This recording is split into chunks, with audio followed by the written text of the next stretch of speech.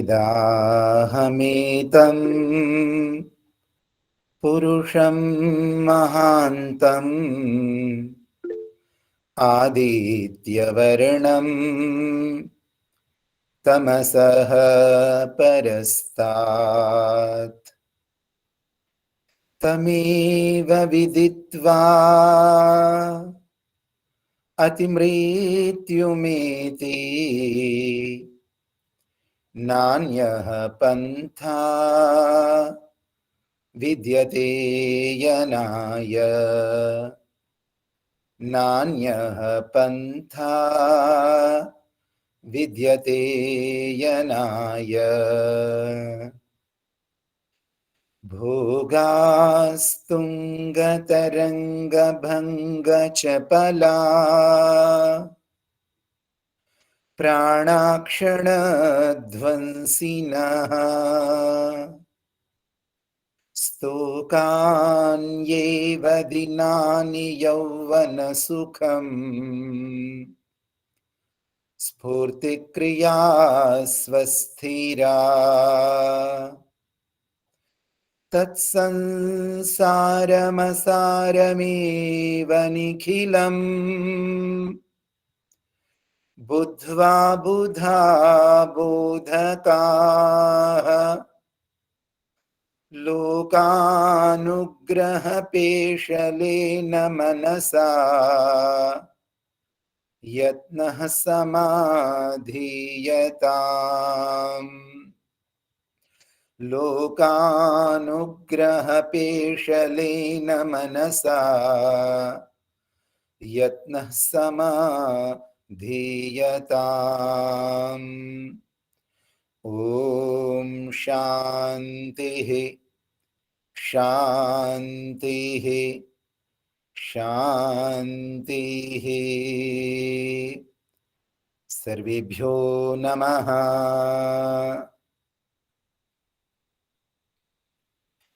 ఈ పవిత్ర వైదిక సత్సంగంలో పాల్గొంటున్న మీ అందరికీ పవిత్ర హృదయులకు పవిత్ర ఆత్మలకు హృదయపూర్వక నమస్సులు. ఈరోజు నా విషయాన్ని ప్రారంభించడానికి ముందు ఒక ప్రశ్న మిమ్మల్ని అందరిని అడుగుతున్నాను. ఈరోజు ఈ కార్యక్రమాన్ని ఒక మంచి భజనతో ప్రారంభించారు. ఆ భజనలో వేదాల గురించి చర్చించడం జరిగింది. అమ్మగారు మంచి హృదయంతో మంచి కంఠంతో ఆ భజనను పాడారు. వేదాలు 4 చతుర్వేదాలు అని మనందరికీ తెలిసిన విషయమే. కానీ ఒక చిన్న ప్రశ్న అడుగుతున్నాను. మీ అందరికీ తెలిసే ఉండొచ్చు. తెలిసిన వారు సమాధానం చెప్పండి. ఈ చతుర్వేదాలలో ఈ 4 వేదాలలో అత్యంత పురాతనమైన వేదం ఏమిటి? జాగ్రత్తగా వినండి, సరైన సమాధానం చెప్పండి. చతుర్వేదాలలో 4 వేదాలలో అత్యంత పురాతనమైనది, అత్యంత ప్రాచీనమైన వేదం ఏమిటి? ఋగ్వేదం. ఋగ్వేదం. ఋగ్వేదం అని చెప్తున్న పాప ఎవరు? ఋగ్వేదము. ఓకే, మంచిది, సంతోషం. కానీ దురదృష్టకరమైన విషయం ఏంటంటే ఈ సమాధానాలన్నీ తప్పు. 4 వేదాలలో పురాతనమైనది ఏదీ లేదు. 4 వేదాలు ఒకేసారి భగవంతుడి ద్వారా ప్రసాదింపబడినవి. ఋగ్వేదము, యజుర్వేదము, సామవేదము, అథర్వ వేదము ఇవి ముందు వెనక ఇవ్వబడలేదు. ఈ వేదాలు పాప ముఖ్యంగా నీకు చెప్తున్నానమ్మా, 4 వేదాలు ఒకే సమయంలో ఇవ్వబడ్డాయి. ఏం పేరు ఈ పాప పేరు? భార్గవి. భార్గవి. తల్లి భార్గవి, నేను చెప్తున్న జాగ్రత్తగా విను. 4 వేదాలు ఒకే టైంలో ఒకే సమయంలో ఇవ్వబడ్డాయి. నువ్వు రిపీట్ చేస్తావా నేను చెప్పేది? భార్గవి, నేను చెప్తుంది చెప్పు. 4 వేదాలు భగవంతుడి ద్వారా ఒకే టైంలో ఇవ్వబడ్డావి. చెప్పమ్మా. నాలుగు వేదాలు భగవంతుని ద్వారా ఒకే సమయంలో ఇవ్వబడ్డాయి. కాబట్టి ఇక మీద ఎవరైనా మిమ్మల్ని అడిగితే 4 వేదాలలో చతుర్వేదాలలో ప్రాచీనమైనది పురాతనమైనది ఏమిటి అంటే అందరికీ ఖచ్చితంగా చెప్పాలమ్మా. 4 వేదాలు ఒకే వయస్సు కలవి. 4 వేదాలు ఒకే సమయంలో సృష్టించబడ్డావి. 4 వేదాలలో పాతది కొత్తది అంటూ ఏదీ లేదు. అర్థమైందా? మన సత్సంగంలో వచ్చే వారందరికీ కూడా ఈ విషయం తెలిసి ఉండాలి. మనకి స్కూల్స్ లో చదువుకునేటప్పుడు, కాలేజెస్ లో చదువుకునేటప్పుడు మనకి ఇలా శిక్షణ ఇస్తున్నారు, మనకి ఇలా బోధన చేస్తున్నారు. మళ్ళీ ఎవరు షేరింగ్ వచ్చారు? లక్ష్మత్తయ్య అండి, తనకి సరిగా తెలియదు అనుకుంటాను. ఓకే. గోరగంట లక్ష్మీదేవి గారు మిర్యాల కూడా. ఓకే ఓకే, తెలుసండి, మంచి పరిచయం. నేను కూడా అత్తగానే పిలుస్తాను వారిని. మీకు పరిచయం ఉంది కానీ మరి తనకి అర్థం కావట్లేదేమో. అవునండి. ఓకే. ఆ భజనను విన్న తర్వాత ఈ చిన్న ప్రశ్న మిమ్మల్ని అడగాలని అనిపించింది. మీరు ఒక సత్సంగానికి సంబంధించినటువంటి ఒక నోట్బుక్ ఉంచుకోండి. ఎప్పుడైనా సరే సత్సంగంలో పాల్గొంటున్నప్పుడు ఒక పేపర్, ఒక పెన్సిల్, ఒక నోట్బుక్, ఒక పెన్ను మీ దగ్గర తప్పకుండా ఉంచుకోండి. ఉంచుకుని దాని మీద ముఖ్యమైన విషయాలు రాసుకోండి. మళ్ళీ ఆ విషయాల మీద ఎదుటి వారిని ప్రశ్నోత్తరాలు అడగండి. మీరు ప్రశ్న అడగండి, వారిని సమాధానం చెప్పమనండి, ఈ సత్సంగాన్ని ఆధారంగా చేసుకొని. కాబట్టి ఈ రోజు అడిగిన మొట్టమొదటి ప్రశ్న ఏమిటంటే, చతుర్వేదాలలో పురాతనమైన వేదం ఏమిటి? దానికి 2 సమాధానాలు వచ్చాయి. ఒకటి ఋగ్వేదము అని చెప్పబడింది, రెండవది యజుర్వేదము అని చెప్పబడింది. కానీ దీని సరైన సమాధానం ఏమిటంటే, చతుర్వేదాలలో ముందు వెనక అన్న భేదము లేదు, పురాతనము నవీనము అన్న భేదము లేదు. చతుర్వేదాల జ్ఞానము ఒకే క్షణంలో, ఒక్క సెకండ్కి వేల వేల వేల రెట్లు తక్కువ సమయంలో చతుర్వేదాలు 4 ఋషుల హృదయములో ప్రకటింపబడినది. కాబట్టి వీటికి పురాతనము నవీనము అన్న భేదము తేడా ఉండదు. ఈ సత్యాన్ని మనం గ్రహించాలి, ఇతరులకు కూడా మనం తెలియచేయాలి. ఓకే, ఇది అర్థమైపోయింది. ఈ విషయం స్పష్టమైంది కదండి అందరికీ? ఎవరు చెయ్యెత్తారు? ఎవరండి? ఓకే ఆచార్య. ఓకేనమ్మా, మంచిది. ఆ తర్వాత ఈరోజు విషయం ఏంటంటే, మనం పిల్లలని వారికి ఎలా శిక్షణ ఇవ్వాలి, ఎలా బోధన ఇవ్వాలి, ఆధునిక పద్ధతిలో వారికి ఏమని నేర్పబడుతుంది, దానివల్ల వచ్చే దుష్పరిణామాలు ఏమిటి, వాటిని ఎలా నివారించాలి అన్న విషయం గురించి మనం ఈరోజు ఆలోచిస్తున్నాము. నేను కూడా షేర్ చేయగలనా? ఓకే.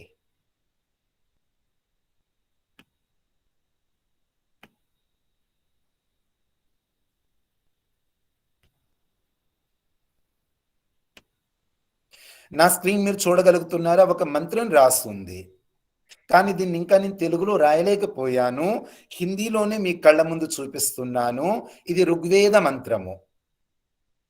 ఓం తంతుం తన్వన్ రజసో భానుమన్విః జ్యోతిష్మతః పథో రక్ష ధియా కృతాన్ అనుల్బణం వయత జోగువామపో మనుర్భవ జనయా దైవ్యం జనం. ఇది మూల మంత్రము. ఈ మంత్రం మనకి ఏమని చెప్తుంది? తంతుం తన్వన్ భానుం అన్విహి, రజసో భానుం అన్విహి.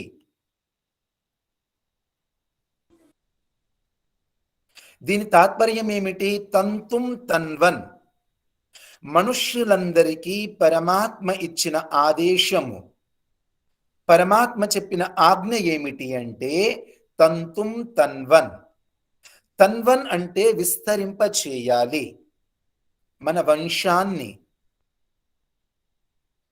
ఈ మనుష్య జాతిని సుసంతానముతో విస్తరింప చేయాలి అని చెప్తున్నారు. సాధారణంగా మనం అష్టైశ్వర్యాలు అని చెప్పుకుంటాము, అష్టలక్ష్మి అని కూడా చెప్పుకుంటాం. వినే ఉంటారు కదండి మీరందరూ, అష్టలక్ష్మి అని, అష్టైశ్వర్యాలని. ఆ అష్టలక్ష్మి గురించి చెప్పుకుంటున్నప్పుడు అందులో ఒక లక్ష్మి గురించి చెప్తాము, సంతాన లక్ష్మి అని చెప్తాము. మీ అందరికి తెలిసే ఉంటుంది. అష్టైశ్వర్యాలలో మనుషుడు సంపాదించుకోవలసినటువంటి 8 ఐశ్వర్యాలలో ఒక ఐశ్వర్యము ప్రజ. ప్రజ అంటే సుసంతానము, మంచి సంతానము. మనం ఇందులో కూడా వేదమాత మంత్రంలో కూడా మనం చెప్పుకుంటాము, స్తుతా మయా వరదా వేదమాత ప్రచోదయంతాం పావమాని ద్విజానాం ఆయుః ప్రాణం ప్రజాం. 3వ స్థానంలో ప్రజాం అని చెప్పుకుంటాము. అష్టైశ్వర్యాలలో ఒక ఐశ్వర్యము మంచి సంతానము, మంచి పిల్లలను కలిగి ఉండటము. అలాగే పంచమహాయజ్ఞాలు అని చెప్తాము.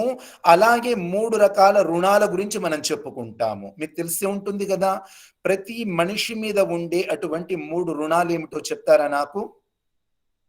ఋషి రుణం, దేవ రుణం, పితృ రుణం. చాలా బాగా చెప్పారు. దైవ రుణము, ఋషి రుణము మరియు పితృ రుణము. ఈ పితృ రుణము నుంచి ఈ రుణాన్ని మనం ఎలా చెల్లించగలము, దాని నుంచి ఎలా నివృత్తులము కాగలము, మీకేమైనా ఐడియా ఉందా అండి? విద్వాంసులు, తల్లిదండ్రులు, గురువులు చేసిన జ్ఞానం అనే విషయాన్ని మనం ధారణ చేసి ఇతరులకు కూడా మనము ప్రచారం చేసి తద్వారా మనం ఋషి రుణం నుండి, పితృ రుణం నుండి మనం విముక్తులం కావచ్చు. ఒక్క పితృ రుణం గురించి మళ్ళీ చెప్పండి. తల్లిదండ్రులు, పితరులు అంటే ఎవరైతే మన జ్ఞానాన్ని ఇస్తారో, సత్య జ్ఞానం, వేద జ్ఞానాన్ని మనల్ని పవిత్రంగా తీర్చిదిద్దుతారో, ఆ జ్ఞానాన్ని మనస వాచ కర్మణ ధారణ చేస్తూ, ఆచరిస్తూ, అనుభూతి చెందుతూ ఇతరులకు, సమాజానికి కూడా మనము ప్రచారం చేయడం. అంటే పితరులకు సేవ చేయటము, వారిని ఆదరించటము, ఇవన్నీ ఆదరించడము, తృప్తిపరచడము, జీవించినప్పుడే సేవ చేయడము. తల్లిదండ్రులకు శుశ్రూష చేయాలి. 2 విషయాలు గుర్తుంచుకోండి. పితృ రుణము నుంచి నివృత్తులు కావాలి అంటే 2 రకాల పనులు చేయాలి. This is a 2-dimensional path. 2 రకాలుగా 2 దిశలలో మనం చేయాలి. అవేమిటి అంటే, మొదటిది తల్లిదండ్రులను సేవించటము. మనం చెప్పుకుంటాం కదా, మాతృదేవో భవ పితృదేవో భవ. తల్లిని మించిన దైవం లేదు, తండ్రిని మించిన ఆరాధ్యుడు లేడు. తల్లిదండ్రులను ఎల్లప్పుడూ సుఖ సంతోషాలతో ఉంచటం, భోగభాగ్యాలతో కాదండి, సుఖ సంతోషాలతో.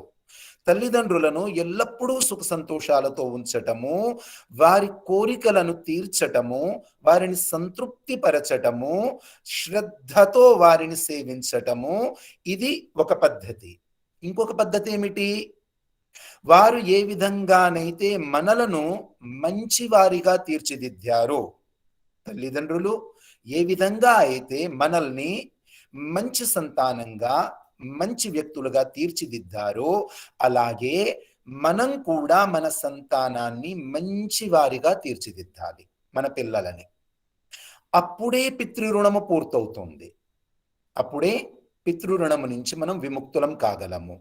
కేవలం తల్లిదండ్రులను సేవించడం ద్వారా కానీ, లేదా వారిని పట్టించుకోకుండా కేవలం పిల్లలను తీర్చిదిద్దటం కానీ, ఈ రెండిట్లలో ఒకే పని మనం చేస్తూ ఉన్నాము అంటే మనము పితృరుణము నుంచి విముక్తులం కాలేము. ఈ 2 దిశలలో మనం చేయాలి. ఈ 2 డైరెక్షన్స్లో మనం పని చేయాలి. కాబట్టి ఇప్పుడు ఈ సత్సంగంలో ఉన్నటువంటి మనం 55 మందిని కూడా ఈ రోజు ఒక సంకల్పం తీసుకోవాలి. ఆ సంకల్పం ఏమిటి? మనసా వాచా కర్మణ మనము మన కుటుంబ సభ్యులలో పెద్దవారిని ఎల్లప్పుడూ ఆదరిద్దాం, వారి మనసును కష్టపెట్టకుండా చూసుకుందాం.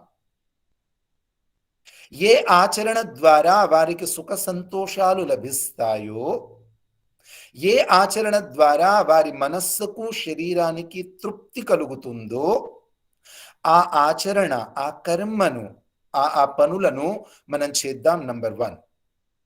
కానీ ఇంతటితోనే మన పని పూర్తి కాలేదు.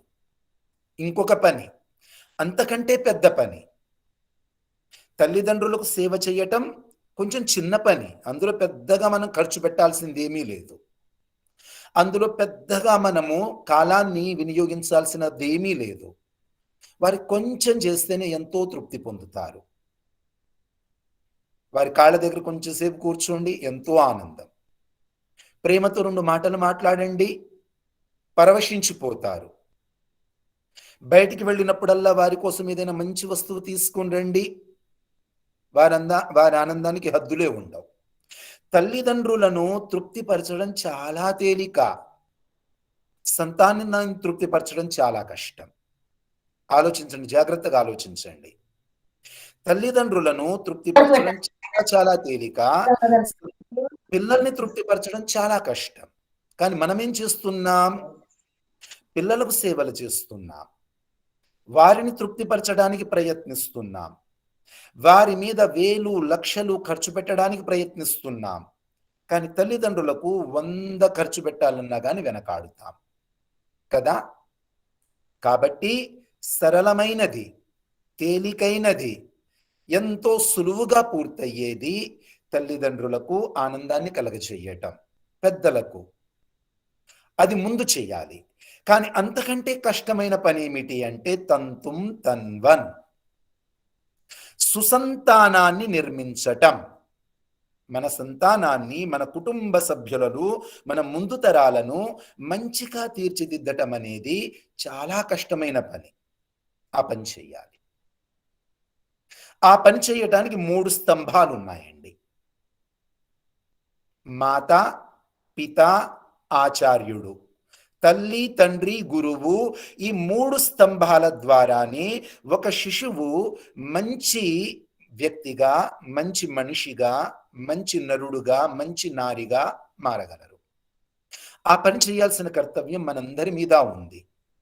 భగవంతుడు ఏమని చెప్తున్నాడు మనకి ఈ మంత్రంలో? భగవంతుడు చెప్పింది ఏంటంటే మనుర్భవ, ముందు నువ్వు మంచి మనిషిగా తయారగు, ముందు నిన్ను నువ్వు మంచిగా తీర్చిదిద్దుకోవాలి. స్వయంగా మనల్ని మనం మంచిగా తీర్చిదిద్దుకున్న తర్వాత భగవంతుడిచ్చినటువంటి వేరొక ఆదేశం ఏమిటంటే జనయ దైవ్యం జనం. ఓ మనిషి, ఓ నరుడా, నీ సంతానాన్ని నీకంటే దివ్యముగా నిర్మించుకో. మనం అందంగా ఉంటే మన సంతానం మనకంటే అందంగా ఉండాలి అని కోరుకుంటాము. మనం చదువుగల వాళ్ళమైతే మన సంతానం మనకంటే ఎక్కువ చదువుకున్న వాళ్ళుగా కావాలి అని తీర్చిదిద్దుకోవడానికి ప్రయత్నిస్తాం. మన దగ్గర 1,00,000 రూపాయలు ఉంటే మన సంతానం దగ్గర 1,00,00,000 రూపాయలు ఉండాలని కోరుకుంటాము. మన దగ్గర 1 వాహనం ఉంటే మన పిల్లల దగ్గర 2-3 వాహనాలు ఉండాలని కోరుకుంటాము. కానీ నేను మంచి ఆధ్యాత్మికతను కలిగిన వాడినైతే నా సంతానం నాకంటే మంచి ఆధ్యాత్మికత కలవాడు కావాలి అని ఎందుకు కోరుకోవటం లేదు. నేను పరోపకారం చేసేవాడినైతే నా సంతానం నాకంటే ఎక్కువ పరోపకారం చేసేది కావాలి అని ఎందుకు కోరుకోవటం లేదు. నేను 2 పూటలా సంధ్యోపాసన చేసుకునేవాడినైతే నా పిల్లలు కూడా 2 పూటలా సంధ్యోపాసన చేసుకోవాలి అని నేను ఎందుకు కోరుకోవటం లేదు.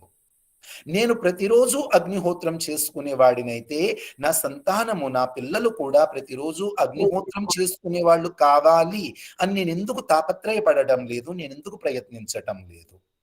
నేను సత్సంగానికి వెళ్తాను, నేను ఆర్య మందిరానికి వెళ్తాను, నేను సత్సంగాన్ని వింటాను, నేను స్వాధ్యాయాన్ని చేస్తాను. ఈ మంచి గుణాలు నాలో ఉన్నప్పుడు ఇవే మంచి గుణాలు, ఇంతకంటే ఎక్కువ మంచి గుణాలు మన పిల్లలలో ఉండాలి అని మనం ఎందుకు ప్రయత్నించటం లేదు. భగవంతుడు చెప్పింది అదే. ఏమని చెప్పాడు? జనయ దైవ్యం జనం. మీరందరూ కూడా ఒక్కసారి ఈ చిన్న వాక్యాన్ని చెప్తారా అండి? చెప్తాము. ఓకే, నేను మళ్ళీ చూపించడానికి ప్రయత్నిస్తాను. నేను హిందీలోనే చెప్తాను ఉంది, మళ్ళీ ఆచార్య. ప్రస్తుతానికి మీ కళ్ళ ముందు హిందీలోనే మంత్రం వస్తుంది. చెప్పండి. చివరి పాదం, 4 పాదాలు కలిగినటువంటి ఈ మంత్రములో చివరి పాదం అండి ఇది.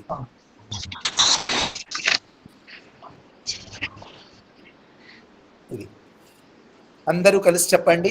మనుర్భవ మనుర్భవ జనయా ధైర్యం జనం జనయా దైత్యం జనం మనుర్భవ మనుర్భవ జనయా ధైర్యం జనం.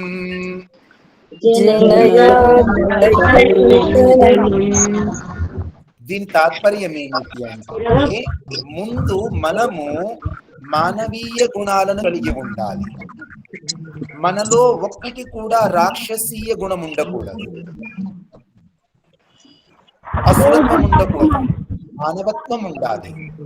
మనము మనుషులుగా మనల్ని మనము తీర్చిదిద్దుకున్న తర్వాత మన సంతానాన్ని దైవ్యం జనం, జనయ అంటే జన్మను ప్రసాదించుము, దైవ్యం జనం నీకంటే దివ్య గుణములను కలిగినటువంటి సంతానానికి నువ్వు జన్మను ప్రసాదించుము అని భగవంతుడు మనల్ని ఈ మంత్రంలో ఆదేశించాడు. ఇప్పుడు మనం దాని గురించి ఆలోచిద్దాం.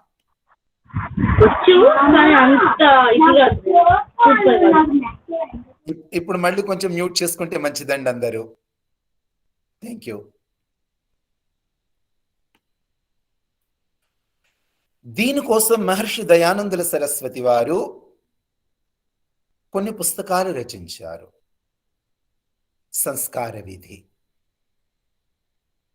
అందులో ఒక సంతానాన్ని మంచి మనిషిగా మార్చటం కోసం ఏమేమి చెయ్యాలో ఆ కోర్స్ మొత్తం చెప్పారండి. ఆ తర్వాత సత్యార్థ ప్రకాశములో 2 సముల్లాసాలు రాశారు, ద్వితీయ సముల్లాసము మరియు తృతీయ సముల్లాసము. ద్వితీయ సముల్లాసములో తల్లిదండ్రులు ఆ సంతానాన్ని శ్రేష్ఠులుగా మార్చటం కోసం ఏమి చెయ్యాలి అనేది అందులో వర్ణించారు. 3వ సముల్లాసములో ఈ పిల్లలకు ఎటువంటి విద్యాబోధన చేయాలి, వారికి ఏమి నేర్పాలి, ఏమి నేర్పకూడదు, ఏమి నేర్పితే వీరు మేధావంతులుగా తయారవుతారు, శ్రేష్ఠులుగా తయారవుతారు, దైవత్వం గలవారిగా తయారవుతారు, ఏమి నేర్పితే వీరిలో దైవత్వం రాదు, రాక్షసత్వం వస్తుంది, స్వార్థము, కుట్రలు, కుతంత్రాలు వస్తాయి, అటువంటివి నేర్పకూడదు అని ద్వితీయ తృతీయ సముల్లాసాలలో మహర్షి దయానందుల వారు స్పష్టంగా చెప్పారు. సంతానాన్ని ఎలా పెంచాలి, శిష్యులకు ఏమి నేర్పాలి అని చెప్పే విషయంలో ఈ 2 సముల్లాసాలను మించిన మంచి సాహిత్యం ఈరోజు ఈ ప్రపంచంలో లేదండి. మీరందరూ ఒకవేళ గృహస్థులైతే, మీరందరూ ఒకవేళ తల్లిదండ్రులు అయ్యుంటే, ఒకవేళ మీ కుటుంబంలో చిన్న చిన్న పిల్లలు గనక ఉండి ఉన్నట్లయితే ఈరోజు నా మనవిని స్వీకరించి 2వ సముల్లాసాన్ని 3వ సముల్లాసాన్ని తప్పకుండా చదవండి. ఒక్కొక్క వాక్యాన్ని ఒక్కొక్క పాయింట్గా మార్చుకోండి, ఒక్కొక్క వాక్యాన్ని ఒక్కొక్క పాయింట్గా మార్చుకోండి. అందులో మహర్షి దయానందులు వారు ఏ శ్లోకాలను, సూత్రాలను, మంత్రాలను, గద్య పద్యాదులను పిల్లలకు నేర్పించండి అని చెప్పారో వాటిని నేర్పించడానికి ప్రయత్నించండి. ఈరోజు మనం ఏం నేర్పిస్తున్నాం పిల్లలకి? చిన్నప్పుడేవో వేమన పద్యాలని, సుమతి శతకాలని అవి నేర్పేవారు మాకు. కానీ ఈ రోజులలో మనం ఒక పద్యము కానీ, ఒక శ్లోకము కానీ, ఒక మంత్రము కానీ మన పిల్లలకు మనం నేర్పటం లేదు. ఏం నేర్పుతున్నాం మనం? వెంటనే ఇంగ్లీష్ పద్యాలు, ఇంగ్లీష్ రైమ్స్ మనం నేర్పిస్తున్నాం. ఎక్కడి నుంచి మొదలు పెడతాం? చిన్నప్పుడు నేను వినేవాడిని, ట్వింకల్ ట్వింకల్ లిటిల్ స్టార్ అని మొదలు పెడతాం. అది సరిగా పలకటం కూడా మనకు రాదు. పాప పిల్లగాడికి కూడా అది సరిగ్గా పలకటం రాదు. దాని అర్థం ఏంటో కరెక్ట్గా నాకు తెలియదు. నేను ఏ పిల్లగాడికైతే నేర్పుతున్నానో, ఏ పాపకైతే నేర్పుతున్నానో పాపం ఆ పాపకు కూడా దానికి అర్థం తెలియదు. ఈరోజు కొంచెం ఆత్మమననం చేసుకుందాం, కూర్చొని ఆలోచిద్దాం. ఈరోజు ఏం చెప్తోందండి ఈ ట్వింకల్ ట్వింకల్ లిటిల్ స్టార్? మన పూర్వీకులు ఏమి నేర్పించమని చెప్పారు, మనం ఏం నేర్పిస్తున్నాం? మీకు తెలుసా అర్థం దీనికి? Twinkle twinkle little star, how I wonder what you are, up above the world so high like a diamond in the sky. ఇందులో ఒక ప్రశ్న మాత్రమే ఉంది, సమాధానం లేదు. ఇందులో ఉన్న ప్రశ్న ఏమిటి? What you are. చాలా మంచి విషయం. ఆకాశములో వెలుగుతున్నటువంటి ఒక చుక్కను, ఒక నక్షత్రాన్ని చూసి మన మనసులో ఒక కుతూహలం, ఒక ప్రశ్న రావటం అనేది చాలా మంచిది. ఈ కుతూహలము, ఈ జిజ్ఞాస, ఈ తెలుసుకోవాలనే కోరికే మనల్ని ఉన్నత స్థాయికి చేరుస్తుంది. మన ప్రగతికి ఇదే సోపానం. కానీ ఇందులో ఏం మొరాలిటీ ఇచ్చాము? మనం పిల్లలకి ఏమి నీతి నేర్పాము? ఒక్కసారి ఆలోచించండి. Twinkle twinkle little star, how I wonder what you are, up above the world so high like a diamond in the sky. ఇందులో మనం ఏం నేర్పించాం? ఏమీ నేర్పించలేదు. పిల్లల కర్తవ్యం ఏమిటి మనం నేర్పించామా? పిల్లలు దేశానికి ఏమి సేవ చేయాలి మనం నేర్పించామా? పిల్లలు తన శరీరాన్ని ఎలా చూసుకోవాలి ఇందులో మనం ఏమైనా నేర్పించామా? అక్కా చెల్లెళ్ళు, అన్నా తమ్ముళ్ళు ఎలా కలిసి ఉండాలి ఇందులో మనమైనా బోధించామా? మన చుట్టుపక్కల ఉండే వారితో మనం ఎలా ప్రవర్తించాలి ఏమైనా చెప్పామా? ఇతర ప్రాణులు, మూగ ప్రాణులు, పలకటం కూడా చేత కాదు ఆ ప్రాణులకి. చిన్న చిన్న క్రిములు, కీటకాలు, పక్షులు, చేపలు, పశువులు, వీటన్నిటితో మనం ఎలా సహజీవనం గడపాలి ఇదేమైనా నేర్పించామా? తల్లిదండ్రుల గురించి ఏమైనా నేర్పించామా? ఒక్క బోధన లేదండి మనం చెప్పిన దాంట్లో. ఇంకా కొన్ని రైమ్స్, ఇంగ్లీష్లో చెప్పబడే కొన్ని రైమ్స్, ఇవే మనం పిల్లలకు నేర్పిస్తున్నాము. ఆ పిల్లలు మంచివారిగా ఎలా తయారవుతారండి? ఒక మంచి శ్లోకము మనం నేర్పించటం లేదు. సత్యం వద ధర్మం చర నేర్పిస్తున్నామా? స్వాధ్యాయ ప్రవచనాభ్యాం మా ప్రమదితవ్యం చెప్తున్నామా? మాతృదేవో భవ, పితృదేవో భవ, ఆచార్య దేవో భవ, అతిథి దేవో భవ నేర్పిస్తున్నామా? సత్యమేవ జయతే నానృతం ఎప్పుడైనా చెప్పామా? మంచి బోధన కలిగినటువంటి వాక్యాలు, మంచి ప్రేరణను కలిగి చేసేటువంటి మంత్రాలు, శ్లోకాలు మనం ఈరోజు పిల్లలకు చెప్పటం లేదు. స్కూల్స్ చెప్తున్నాయా? స్కూల్స్ కూడా చెప్పట్లేదు. టీవీలలో చూపిస్తున్నారా? అందులో చూపించట్లేదు. కాలేజెస్, యూనివర్సిటీస్, మనం ఎక్కడికి వెళ్ళినా కానీ ఒక మనిషిని మనిషిగా మార్చేటువంటి విద్యనెవ్వరూ ప్రసాదించటం లేదు. మనిషిని ఒక యంత్రంగా మార్చే విద్యను మాత్రమే ఈరోజు మనకు ఈ విద్యా సంస్థలు నేర్పిస్తున్నాయి. ఎలా పరీక్షలు పాస్ కావాలి, ఎలా మంచి ఉద్యోగాన్ని సంపాదించాలి, ఆ మంచి ఉద్యోగాన్ని సంపాదించిన తర్వాత దాన్ని ఎక్కడ ఇన్వెస్ట్ చేయాలి, ఆ ఆదాయాన్ని ఎటువంటి ఇళ్ళు కట్టించుకోవాలి, ఎటువంటి కార్లు, ఎటువంటి వాహనాలు కొనుక్కోవాలి, ఇంకా ఈ మధ్య కుక్కల నక్కల్ని పెంచుకోవడం గురించి కూడా మనకు కూడా అలవాటు వస్తుంది. ఇవన్నీ మనం చేస్తున్నాం, కానీ ఒక మంచి వాడిగా ఎలా మారాలి అన్నది మనం ఆ పిల్లలకు నేర్పించటం లేదు. ఈరోజు నేను చెప్పే మాటల మీద కుటుంబ సభ్యులకు విశ్వాసం ఉండటం లేదు. ఒక మాట నేను చెప్పాను అంటే నేను సరైన మాటను చెప్తున్నాను అన్న ఫీలింగ్ ఇతర కుటుంబ సభ్యులకు రావటం లేదు. ఎందుకు?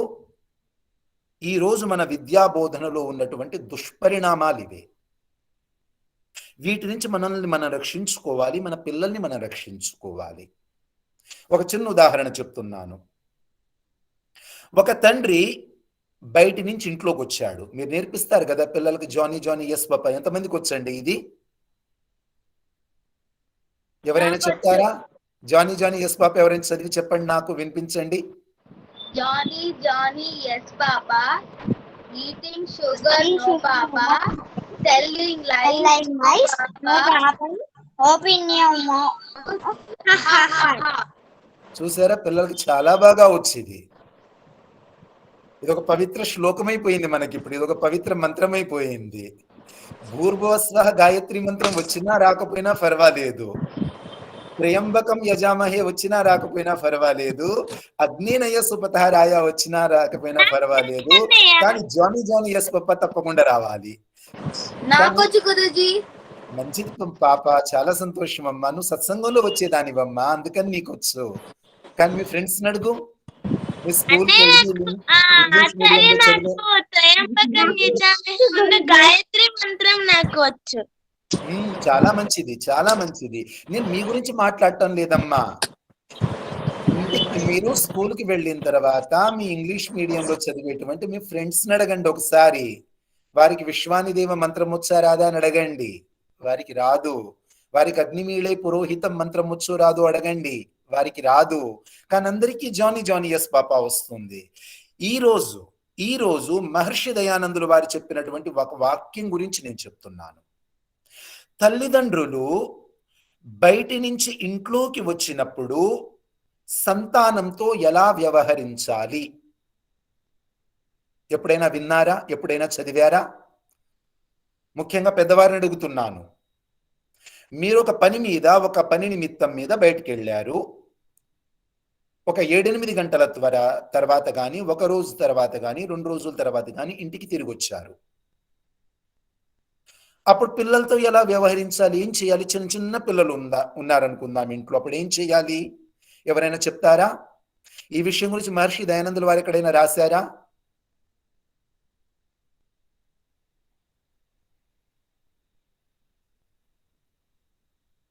ఎవరి దగ్గర నుంచి సమాధానం రావటం లేదు. అంటే గురూజీ, చెప్పండి. అవుట్ సైడ్ పీపుల్ ఆన్సర్ చెప్తే బేబీ సిట్టర్ ని పెట్టాలి అంటారు.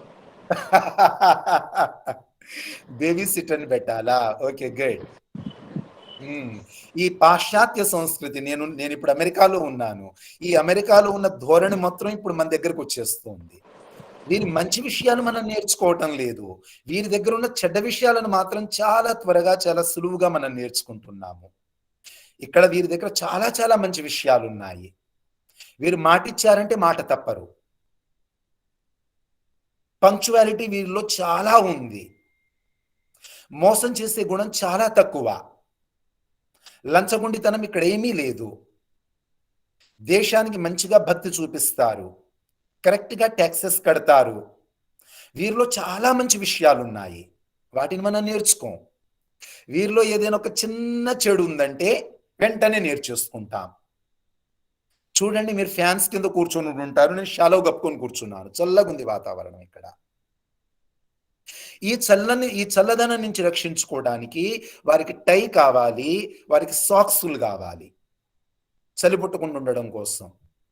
మన దగ్గర విపరీతమైన చెమట కారిపోతుంది, అయినా మూర్ఖత్వంతో నేను టై కట్టుకుంటానంటాను, అయినా మూర్ఖత్వంతో నేను సాక్స్లు వేసుకుంటానంటాను. వీరికి అవసరం ఇక్కడవి, మనకు అవసరం లేదు. కానీ పనికిరాని పనులు మాత్రం మనం చాలా జాగ్రత్తగా నేర్చుకుంటున్నాము. పనికొచ్చే విషయాలు మనం ఏమీ నేర్చుకోవటం లేదు. ఇది ఒక పెద్ద దురదృష్టం మనది. ఓకే, ఇప్పుడు నేను చెప్పబోతుంది ఏంటి, బయట నుంచి ఇంట్లోకి వచ్చినప్పుడు ఏం చెయ్యాలి అన్న విషయం గురించి మహర్షి దయానందులు వారు సంస్కార విధిలో జాతకర్మ సంస్కారంలో రాశారు. నేను చూపిస్తాను మీకు, చూడండి స్క్రీన్ మీద.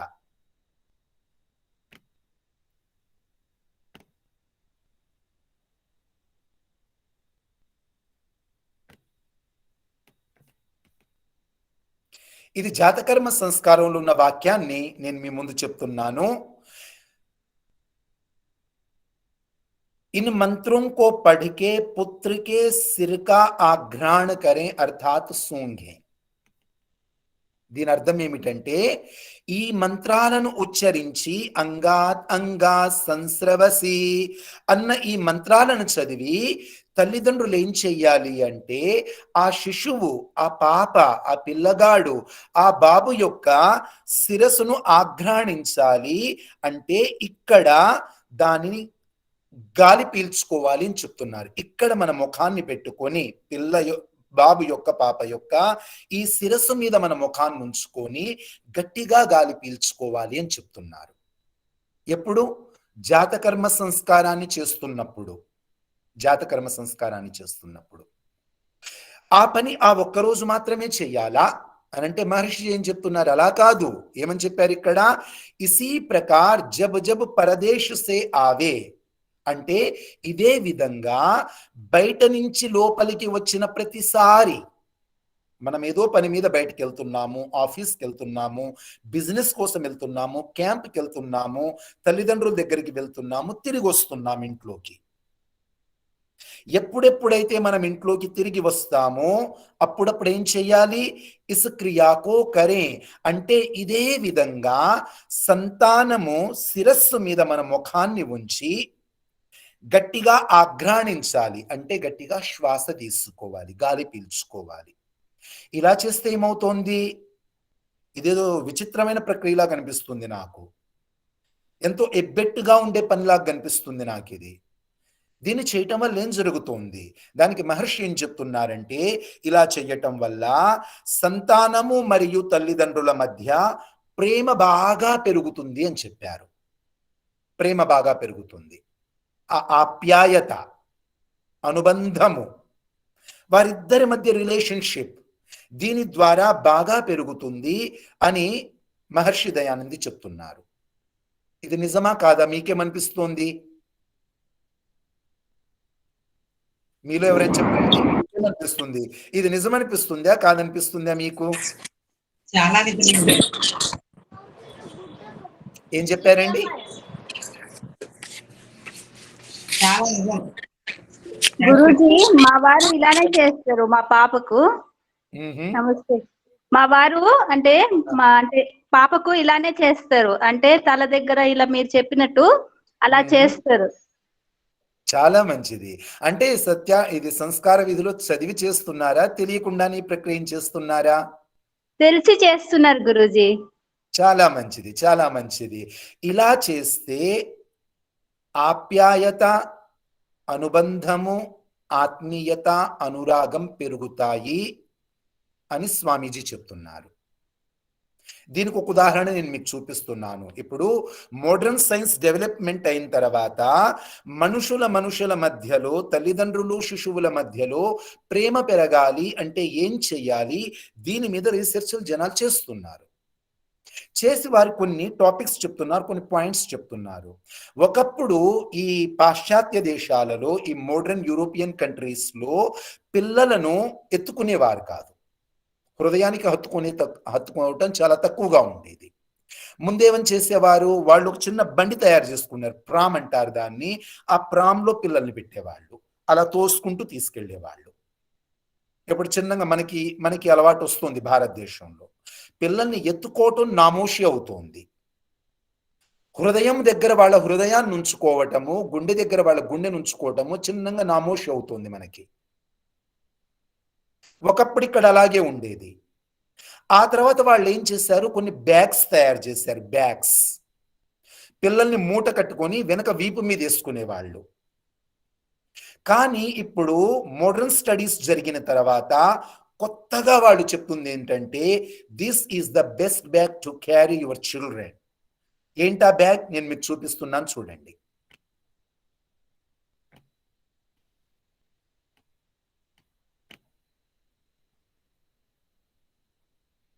ఇది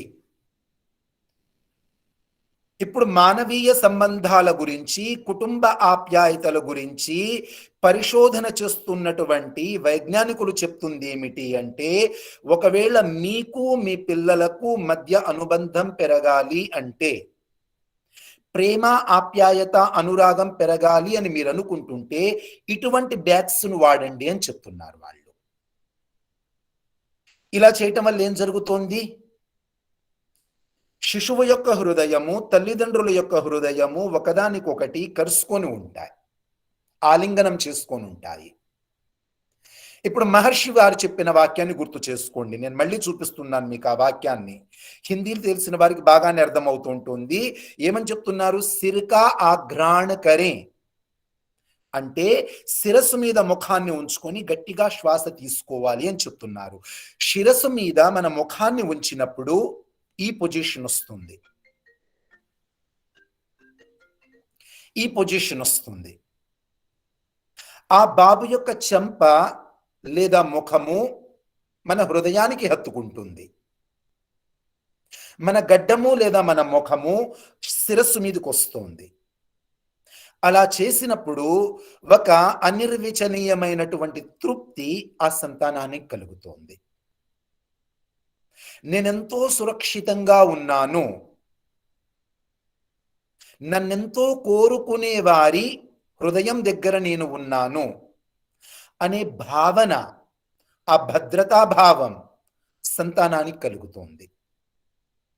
దాని ద్వారా ఇలా చేసేటువంటి తల్లి ఎడల, తండ్రి ఎడల వాళ్లకు ప్రేమ చిన్నగా పెరుగుతోంది. ఇటువంటి మహత్తరమైన విషయాన్ని, ఇటువంటి గొప్ప విషయాన్ని ఆధునిక వైజ్ఞానికులు ఈ రోజు దీన్ని గ్రహిస్తున్నారు, ఈ రోజు దీని గురించి తెలుసుకోగలుగుతున్నారు.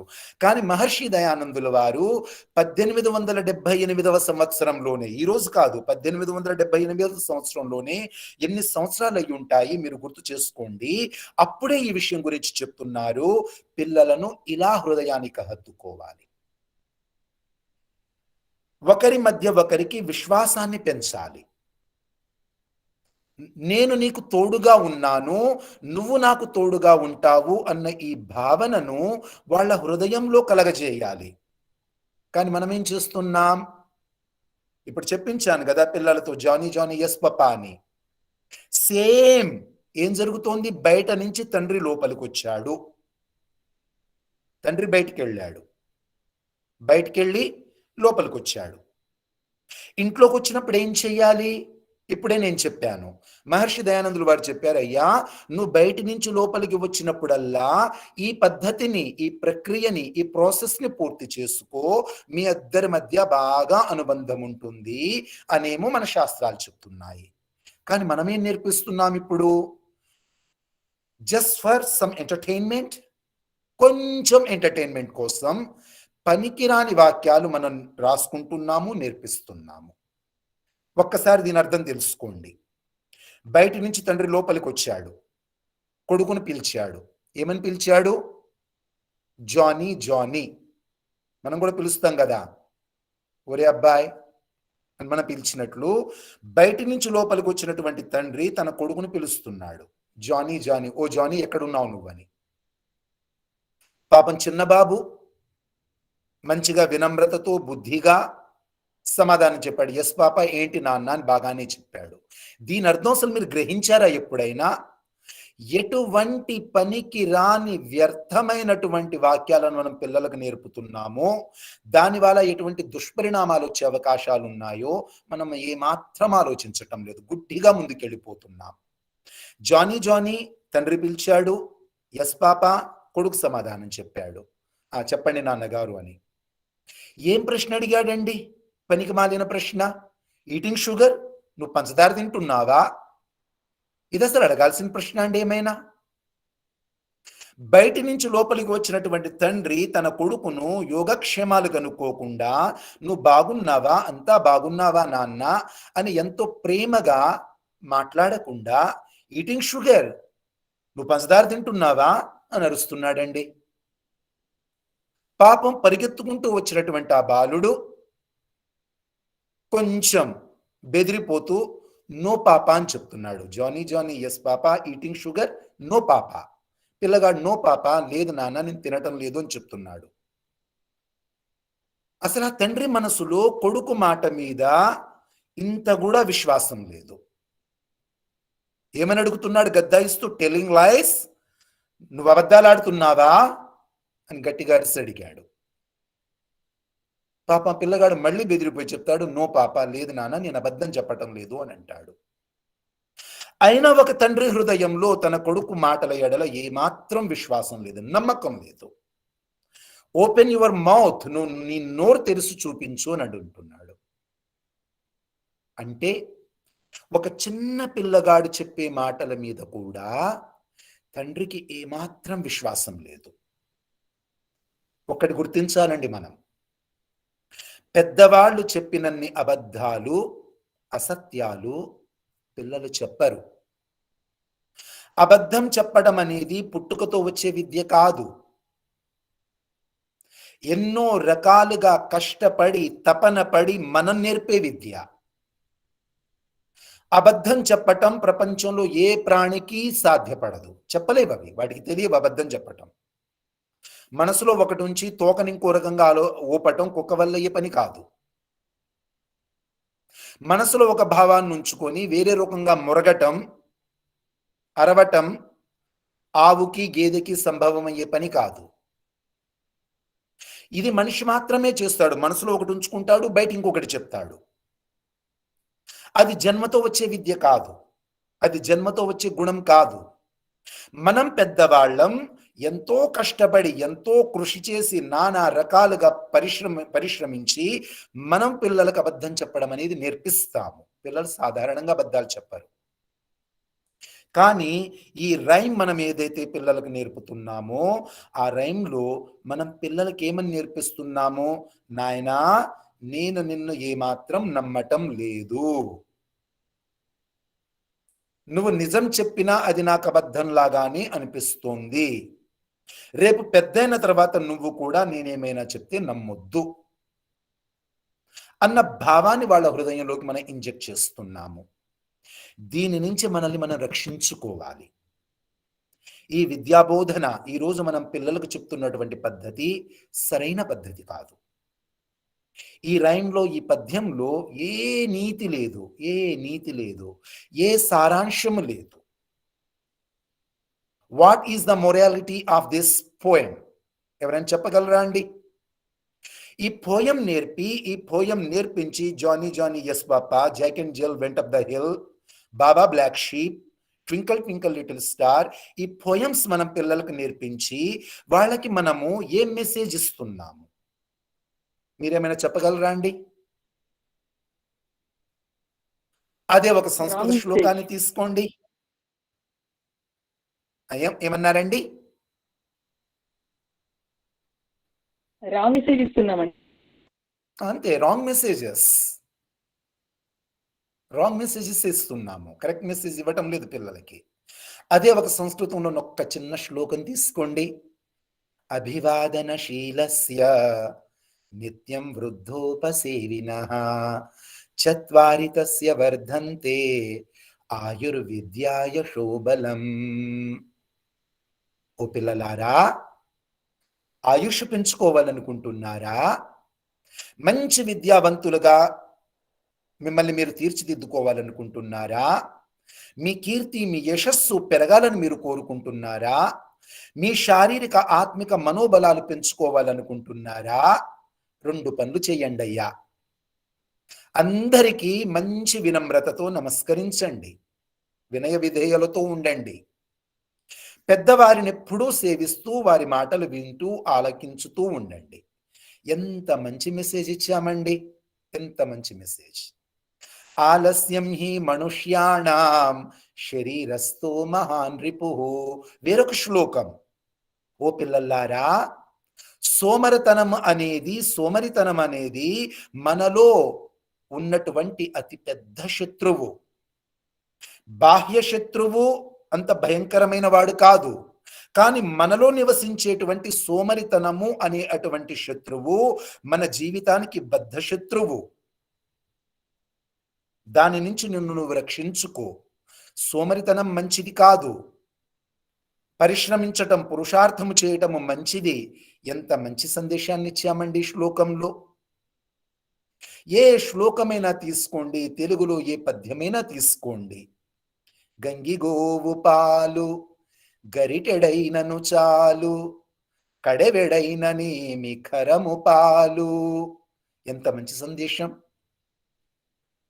తల్లిదండ్రుల ఎడ దయలేని పుత్రుండు, పుట్టనేమి వాడు గిట్టనేమి, పుట్టలోన చెదలు పుట్టవా గిట్టవా.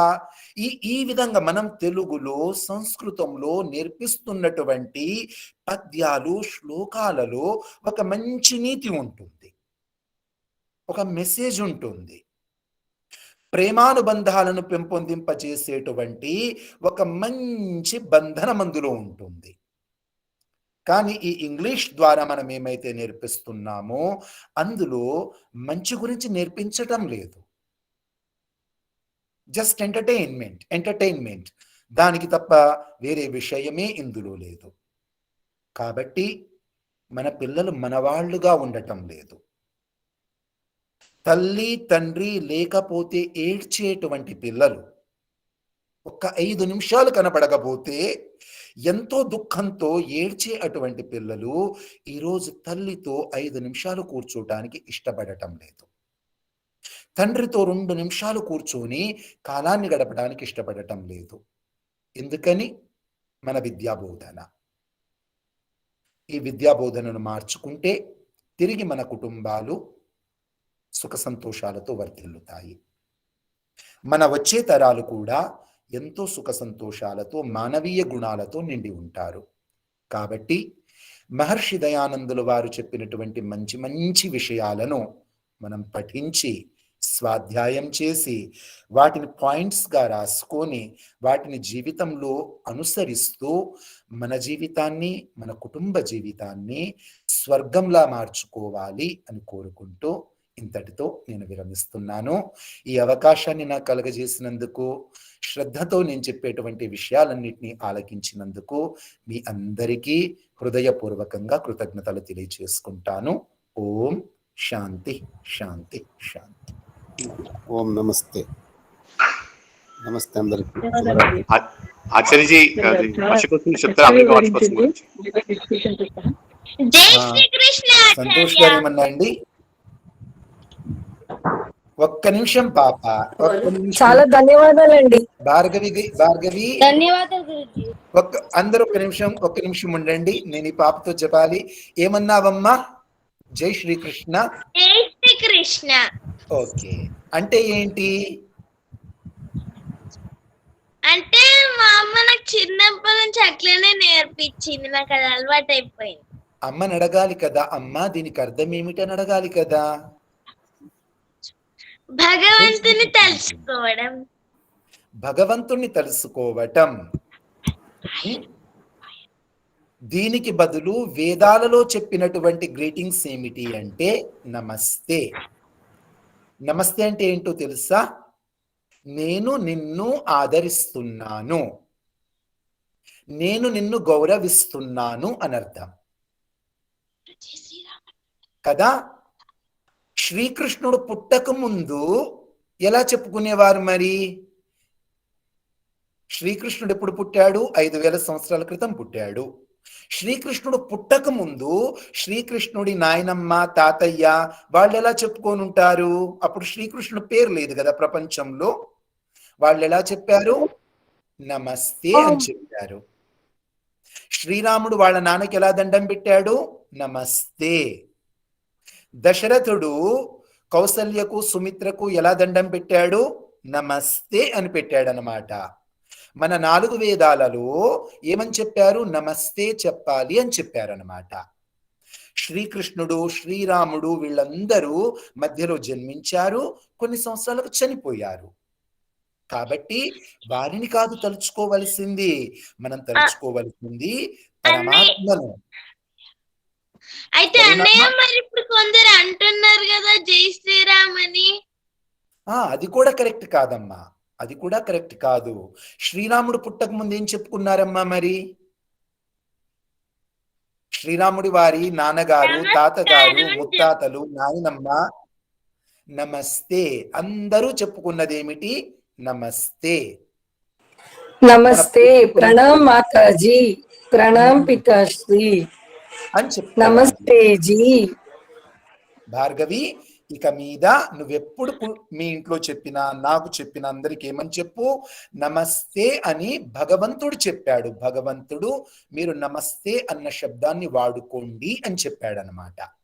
ఓకే, సో నమస్తే అని అందరికి మనం చెప్పుకోవాలి. సరేనమ్మా? నమస్తే ఆచార్యజీ. ధన్యవాదాలు. ధన్యవాదాలు గురూజీ. ధన్యవాదాలు గురూజీ. నమస్తే ఆచార్య.